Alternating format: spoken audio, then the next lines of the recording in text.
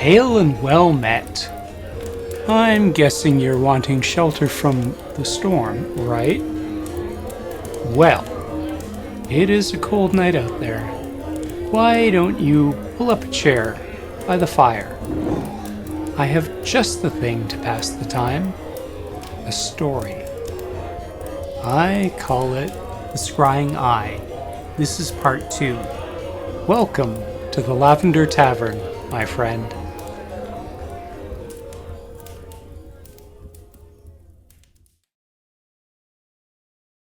And then he saw her, a woman almost directly in front of him, reaching down with one swift motion, taking a bow and an arrow from a sack, notching the arrow and drawing the bow back and aiming at Kedron, and Bernard raced forward without thinking and pushed the woman as hard as he could, as hard as he had thrown the rock in the forest, and she struck the ground. But the arrow still flew through the council chamber and struck a man, and the man fell. Kedron, Bernard thought. My heart. There was a silence as the members drew back from the slain man, and Bernard saw that it was not Kedron after all. He felt guilty for a moment that he was rejoicing that another man had been killed, but all thoughts stopped a moment later. Kedron, cradling the man, withdrew the arrow from him and held it up. It was split in two. Men and women crowded around Bernard, thanking him, holding down the woman who had fired the arrow, talking and shaking their heads. He felt surrounded by a great stillness. The dead man, Firma, was the leader of the conservative faction, Bernard knew. It had only been his own intervention which had diverted Time's arrow.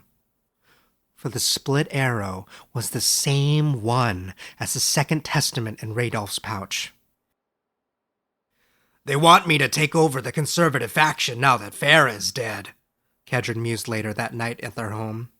It was as if he had to keep talking, keep moving to prove to himself that he was yet alive. But nobody can replace him.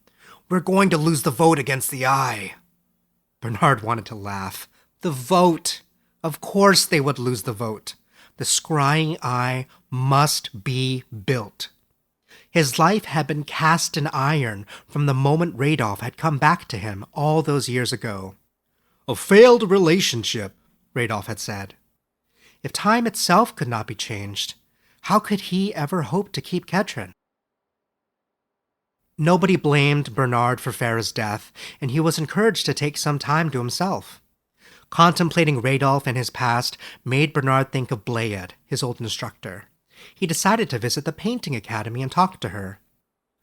A warm spring wind blew through the windows of the painting academy, and Blaiad was marching about like a soldier, as always. She was much older and gray, but still as wise and wily as ever. She eyed him with a vinegar expression. My old student, what prompts you to visit your older tutor? He had brought his newer paintings with him, the best ones. They were rolled up and tied with a leather strap, and he took them out and asked her to look at them. You're a respected illustrator, Blaiad said acidly. Do you still need my approval? She sighed and placed the paintings on a table. He watched as she flipped through them, saying nothing. At last, she rolled them up again, tied them off, and gave them back to him. It is good that you are not following the latest fashions, she said. It must be Kedron's influence. He smiled, pained. You capture the events of history well, she added. But? Bernard asked. There is no but. You capture the events well. But? Bernard said. My heart is not in it? Blaiad sighed. Did you bring a lunch, Master Bernard? He could not recall her ever calling him master. As a matter of fact, I did, Bernard said, and drew out from his satchel a small box. He opened it, a riotous combination of colors and textures and scents, spirals of meat and twists of bread, carrot curls and radish roses. With the sauces and colors, it suddenly occurred to Bernard that it resembled nothing so much as an artist's easel. Blaiad looked at the box and nodded. You are a competent painter, she said, but I do wonder where your heart is. Thinking of Kedron, Bernard wondered the same thing. "What do you think of the scrying eye?" he asked her. The news had finally been announced around town, and discussions were vigorous and intense on both sides. "Will it take away my employ? Will they truly be able to see everything through it?" Blaiad shrugged and drew her cloak closer, and he saw afresh how she had aged. "Your parents' generation needed painters and illustrators," she said. "Your generation needs painters and illustrators. The day that a giant eye tells us that we no longer need painters or illustrators, that is the day I shall retire." He left her standing in the courtyard, a soldier still defending her keep. Kedron, with other council representatives, was to visit other nearby towns and request their investment in the scrying eye. Their town would provide intelligence and information to the other towns in exchange for the vast sums of gold that would be needed to build it. It all sounded rather circular to Bernard. "I haven't been to see my family in some time," Bernard mentioned to Kedron. "Would you mind if I stayed in town while you travel?" "Of course," Kedron said, somewhat distant. Bernard suspected that Kedron felt strange about him having saved his life, but they had never discussed it. Kedron's mind was now on the eye and the council and the magistrate's position. Although they shared meals in a bed, there was a distance that Bernard did not like. His parents were also older. Tai was a delightful young woman who had not married and did not plan to. His mother drew him aside that night and spoke to him in hushed tones. "Your father has contracted the forgetting illness," she said. Bernard shook his head. "I have been with you and him all day, and I see nothing wrong. He is as he has always been." "It takes time for one to see it," she said, shaking her head. "I tell you that something is wrong." After dinner, he left his parents to their usual bickering and wandered through the rooms of the small house, stopping at his father's easel. It had not been used in months. The paints were dry and cracked. "An artist is always working," Bernard remembered his father telling him, and a chill prickled his spine. Am I misinterpreting the signs, he wondered, or does my father truly have the illness? But he soon forgot about his father, for Kedron, the council, and the entire city became caught up in the planning, building, and creation of the Scrying Eye. The town had become a city, and the city now had its project. Everyone in the city was involved, from the builders who constructed the giant building that would house the eye, to the drafters and designers, to the mages of arcane arts who gave the eye its power, and even the graduates of the cooking academy who supplied the builders and drafters and designers and mages with food and drink. Bernard's task was to document the progress of the eye. He sketched as the builders laid down the foundations, the mages scratched symbols and runes in the eye's enormous circle of glass, the city alchemist poured the dyes that swirled and ran across the surface of the eye, and finally, 100 men and women used ropes and pulleys to lift the eye into place. The eye did nothing, and would do nothing, until it was told what to do. One of the mages explained it to Bernard thusly. "If I ask you to cook me a pie, and you've never done so before, you would not be able to cook one. But if I gave you a list of steps, very clear and very simple, then you would be able to follow those steps, one at a time in order, and bake a pie. The eye is similar. It is powerful and can do much, but we must tell it exactly what to do." The mages and alchemists could not tell the eye what to do. There were few in the entire world that had the skill of, as Bernard thought of it, recipe writing. A young man from several towns over was the only person nearby known for his skill at writing such instructions, and the city council spared no expense at sending a messenger with the promise of a great deal of gold. "Some say they're going to offer that man more gold than it took to build the eye," Kedron said darkly one night, tamping the contents of his pipe. He'd taken to smoking an aromatic mixture at night, which Bernard thought made him look even older. "But it is only a rumor." "I would have thought that the council would have arranged for an artisan before the eye was built," Bernard said as he cleared the dinner dishes in the kitchen. The smell of pipe tobacco, of Kedron, wafted into the kitchen. "Such is the power of haste," Kedron replied. "Every task is out of step." The man with a talent for writing recipes came to the city at last, and there was a large crowd assembled to meet him. Bernard had been given the assignment to illustrate the meeting, and he sketched furiously as the hansom cab pulled up and discharged its passenger. There were rules to sketching an open public event. First, to roughly draw the outlines of the people Bernard already knew. Then, he would focus on the most important person he did not know, this man. But as the door to the hansom cab opened and the man stepped out of it, the charcoal stick fell from Bernard's hand. The man was tall and of stocky build. Bernard did not need to hear the mayor speak to know his name. It was Radolf. Radolf, after all of these years! He was no longer indistinct. Bernard's artist's eye imprinted his blonde hair, hazel eyes, sly smile, and thick beard. After a very long moment, he bent down, picked up the stick, and continued to sketch. There was a long ceremony with much clapping and huzzas, and when people began to disperse, the mayor, a rotund, middle-aged man with a red face and long sideburns, brought Radolf to Bernard. "This is Radolf," the mayor said. "It isn't necessary," Bernard thought, looking at Radolf. "Of course we know each other. We have known each other for years. He has directed my life as surely as an archer directs an arrow." But Bernard saw no hint of recognition in Radolf's eyes, and he realized that, to Radolf, this was the first time they had met. "I'm charmed," Radolf said, and again showed that sly grin. "You will work together," the mayor announced, as if there was a scribe nearby to take down his pronouncement.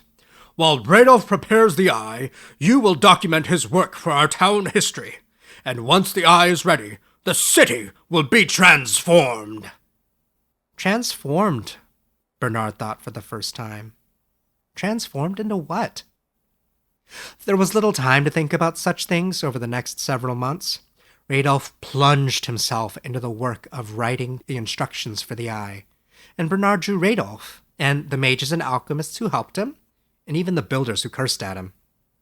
Radolf walked back and forth, singing, chanting sometimes, muttering to himself, and writing strange symbols in chalk on a large slate in the building that housed the eye. "What do you think of this?" he would demand of Bernard. And when Bernard admitted he knew nothing of those symbols, Radolf would shake his head. "Does it look correct? Does it feel correct?"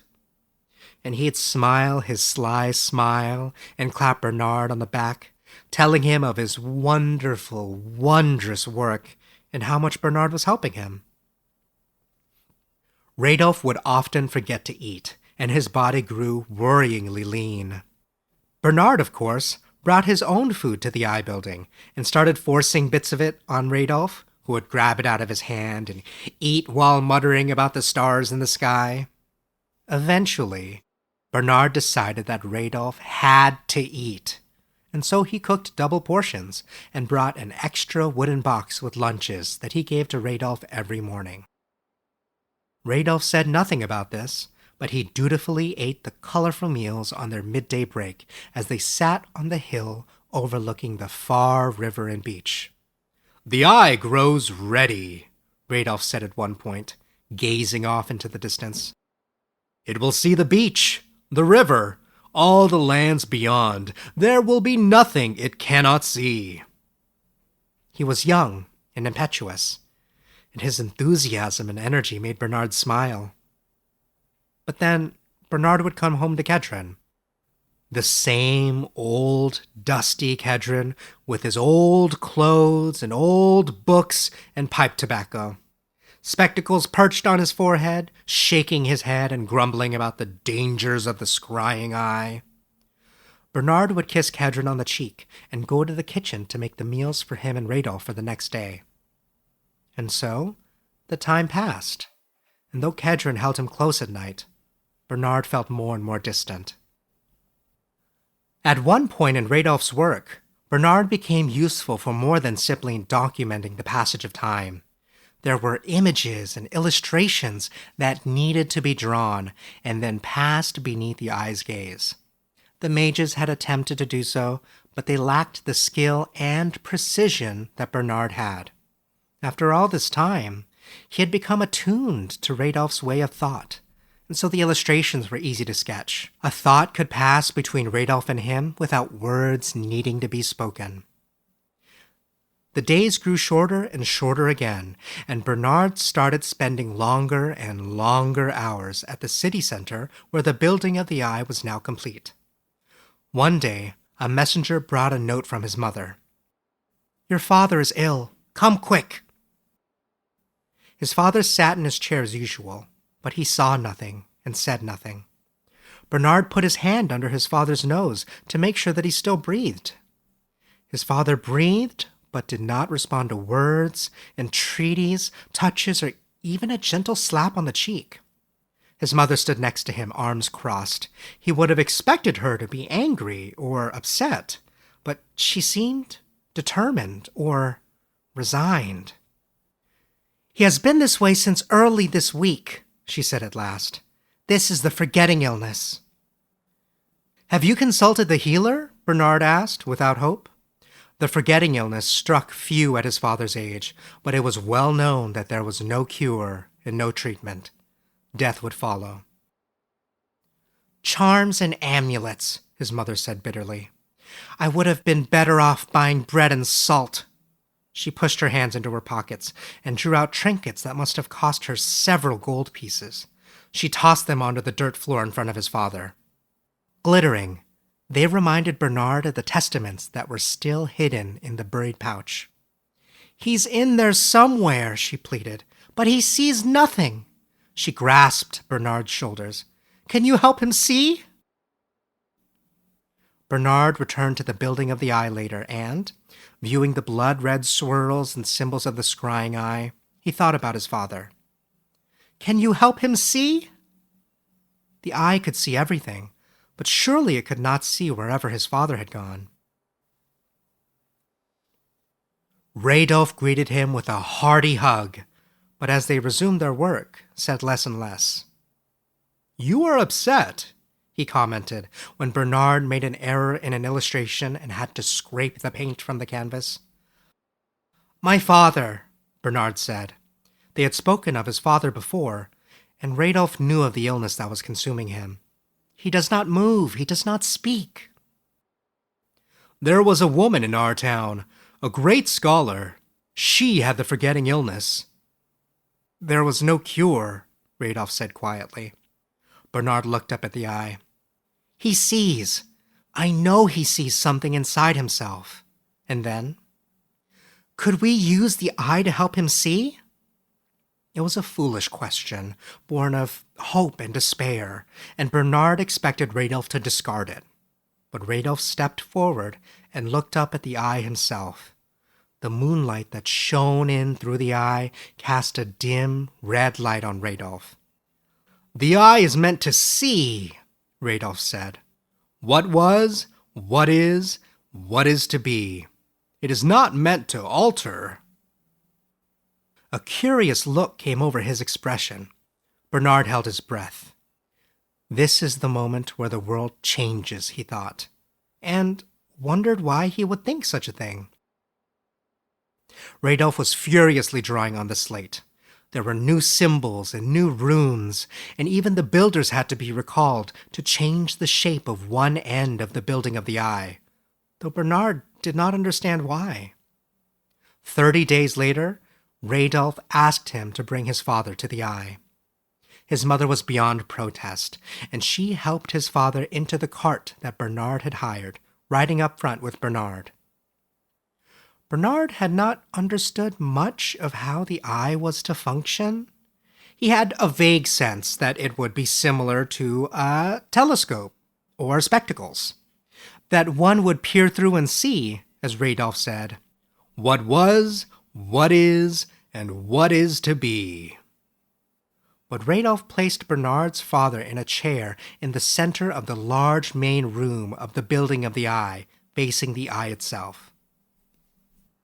The eye was at least 100 feet up, and it was tilted so that the sunlight shone through into a circle on the floor, where his father sat. Bernard noticed then that the floor was a checkerboard of black and white. The black squares not black at all, but filled with thousands of dark runes and symbols written on each one. The square where his father's chair sat was blood red, an arcane circle drawn around it. There were large levers that Radolf pulled, and small levers that Radolf flipped, and the light from the eye grew brighter and brighter. Bernard expected the blood-red color of sunset, but it was the violet of dusk that poured down from the eye and bathed his father in an unearthly glow. Beside him, his mother gave a strangled cry. They stood in silence and waited. The silence drew out, became unbearably loud. Every time Bernard thought to ask Radolf if it was working, he looked at his mother and stayed silent. And at last he heard the raspy voice of his father, like a creaking door that had not been used in a long time. "I see them," he said, awe in his voice. "What do you see?" Bernard asked, heart quickening. "I see the fish. The fish have come back to the river." His father's eyes shone with a violet light as he peered into a place where Bernard could not go. His mother cried, and Bernard hugged his father, and Radolf applauded, and Bernard hugged Radolf. And Bernard and his mother brought his father home, and his father could speak and eat a little bit. But that night, when Bernard returned home to his quarters, Kedron was not there. The Kedron smell of his pipe tobacco hung in the air, but he had left no note and no explanation. He did not return while Bernard was awake, but was sleeping next to him in the morning light when Bernard rose. The next night, when Bernard returned home, Kedron was not there again. It did not happen every night. There were nights when Kedron's presence and love filled their quarters, and they ate their meal and talked and laughed. But there were other nights when Bernard knew before he opened the door that the house lay still. Kedron would not say where he went, and he would come home after Bernard had gone to bed. Bernard did not want to ask. He wanted to know, and he wanted Kedron to tell him. The secret hung between them like all the other secrets, the pouch of testaments, Radolf, and now Kedron's absences from their home. It had been a while since Bernard had painted any new paintings for the book of painted memories he had created. This was no surprise. His book contained only the happy memories and none of the unhappy ones. Bernard went to look at the book one evening when Kedron was gone and found only an empty spot on the shelf. It did not take him long to realize that every time Kedron left, he took the book with him. And still Kedron would not say where he went. The scrying eye was near completion now, and there were even more levers and round knobs that could be twisted or pushed or pulled. Bernard had observed Radolf enough to have a general sense of how to use the eye, although he was never alone with it. Until one day, when Radolf was briefly ill and sent a messenger with a note to tell Bernard to go home and sketch. Instead, Bernard locked the door to the building of the eye, and, standing on the red checkerboard square, he drew in a breath and pulled this lever and pushed that one. The eye groaned and creaked and moved on its gimbals, and through its lens, Bernard saw where Kedron had gone all those nights, where Kedron was at that very moment. Bernard realized he had not needed the eye to tell him, because time's arrow was not a straight line, but rather a circle that was coming back to its starting point. On the cover of their book of memories, Bernard had drawn a painting, the very first one he'd done that he felt worthy of. He thought that Kedron could not understand its significance, but Kedron had never asked him about it. Bernard shut the eye and locked the building. Then he went down to the beach by the river. That first painting, the cover of their book of memories, was a violet study of the beach and the river. Deep purples that could not exist in nature, but only in flashes of his distant memory. Nobody could know from that painting that it was the beach. It was too abstract. But Kedron had lived with him and loved him for years. To Kedron, Bernard thought, this must have been as clear as a map. He found Kedron sitting on the pier jutting out into the river, looking past the lapping waves into the distance. The book of painted memories lay next to him. Bernard felt such a pang of love then that he thought his heart might break. Kedron spoke without turning around. "I was going through these," Kedron said, placing a calloused hand lightly on the cover of the book. "You are a good painter." "Good enough," Bernard admitted. "But that is not why you come here, night after night." Kedron looked up at Bernard. "You have painted us from the day we met, every memory we ever shared. How I loved looking at these memories." His hand flipped through the pages. "But you have stopped painting us," he said. "There is a meaning to that." Bernard was about to protest, but he knew then the truth of what Kedron had said. He had allowed Radolf to poison him with the thoughts and the promises and the dreams of what was to be. Poison him so that he could never see what was directly in front of him. Now it was too late. When Kedron said nothing more, Bernard bent down and picked up the album and returned along the path, up the beach and up the hill toward the city, where the scrying eye looked out with a baleful stare. When Bernard arrived home, he examined the violet painting on the cover of the book, and he had a realization. He moved the statue of the ancient warrior's head and dug up the pouch, whose leather was dry and cracking. The Last Testament, the blank vellum scroll. Why had he not seen it all this time? It was the same size as the paintings he had made for his memory book. It was no longer blank. The final testament had asserted itself. Sketched in Bernard's own style, it depicted the scrying eye, the checkerboard floor with the one red square, and Radolf stepping through the eye. This would be the journey where Radolf would find him as a young man, would bring him the testaments, would seduce him with dreams of a happier future. He did not even need to draw this sketch. He simply placed it at the end of the memory book on the last blank page. An earlier Bernard, or a later one, had drawn it for him. What had Radolf said? "You are a desperately unhappy man. You have made bad choices in love and in life, a failed relationship, among other things." Oh yes, Bernard thought. Radolf had been correct. Radolf's visits, Radolf's testaments, had led Bernard to his bad choices in love and in life. His relationship with Kedron had failed because he had been blinded by the future, by Radolf. It was Bernard who had diverted the arrow that slew Firma, the leader of the conservative faction. Bernard's action had led to the rise of the progressives and the decision to build the Eye. It was Bernard who asked Radolf to help his father, who had given Radolf the idea that the Eye could not only see what was, but also change it. He had been responsible for the scrying eye as much as Radolf had. Bernard started towards the building of the Eye, the book of memories tucked into the satchel he put over his shoulder. I have had no choice, he thought. I have been trapped in the circle of time's arrow since Radolf first came to me. Kedron and I could never have been happy.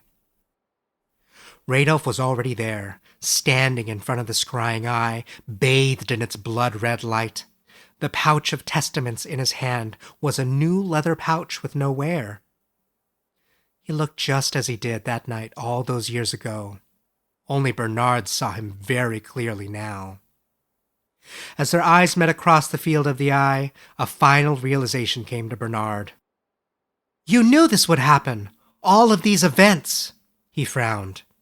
"You knew that I would never leave Kedron, but you could not stop yourself." Radolf shook his head violently. "You draw images, I write words. If I speak the right words, the exact words I need, if I do everything just right, then I can convince you." His eyes were as blood red as the eye's lens. "I can make you love me." And then he turned and stepped through the scrying eye into the past. I could not stop him, Bernard thought. I could not stop him because he is also trapped in the circle of time's arrow. Neither of us can escape. Hard tears came to his eyes at last, blurring his vision of the horrible, hateful eye. Tears for all of the time that he had lived with divided loyalties, to the past and the future, to Kedron and Radolf. He had never fully chosen one or the other. His eyes cleared. There was one last choice he could make, Bernard thought. A circle may be unbroken, but there was always a beginning, and there is always an end. The builder's tools were still in the nave of the building. Bernard did not know how much time he had before Radolf returned. He drew up a great, heavy hammer and climbed the scaffolding that led to the scrying eye. The hammer felt good in his hands, a tool like his brushes, his pots and pans. He drew it back and swung it around in a wide arc and crashed it into the scrying eye. There was a sound as if 1,000 angels had been slain, and glass shattered around him. Now Radolf could never come back. A fierce, horrible wind sprung up, blowing through the hole in the building where the scrying eye had been, and Bernard, fearful, ran down the steps and out of the building. Still running, his feet retraced his steps from earlier that evening, across the hill and down towards the beach. The wind blew harder and wilder, and Bernard knew he had broken the circle, broken the strings of time itself. Then he saw Kedron in the distance, and he began to run faster. Bernard's foot caught on a root, and he flew forward into the dirt. The book of memories burst from his satchel, and the wind caught it and flipped it open, scattering paintings to the wind, images and memories of his life with Kedron, the choices he had made, the life they had lived. Many, many years earlier, Radolf looked into Bernard's eyes, reflecting the moon on the river. "I have one last request," he said. "Yes?" Bernard said. "Will you wait?" Radolf asked. "Will you wait for me?" Nothing happened.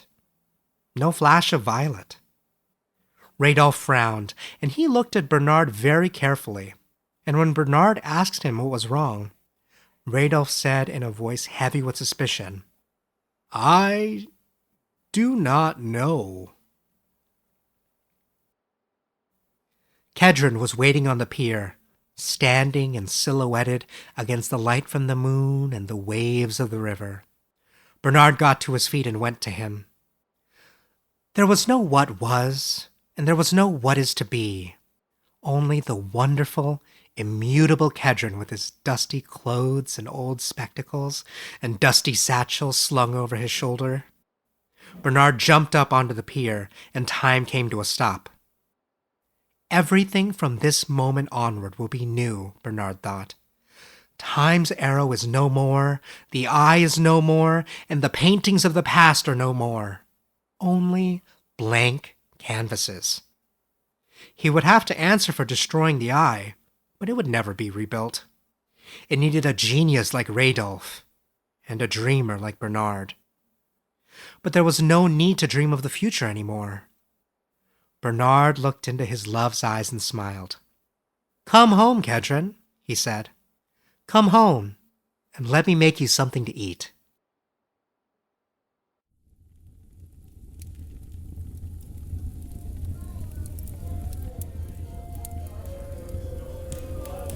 Ah, look at that. The storm is settling and you are free to go. Of course, you're always welcome to sit by the fire and stay a while. There are many more nights and many more stories. Tonight's story was told by Joe Cruz. Find our credits, merch, and more stories at lavendertavern.com. Interested in having your short story told at the Lavender Tavern? Submit a copy of your writing to us at www.faustiannonsense.com/Lavender Tavern Submissions. The Lavender Tavern is written by Jonathan Cohen and produced by Faustian Nonsense.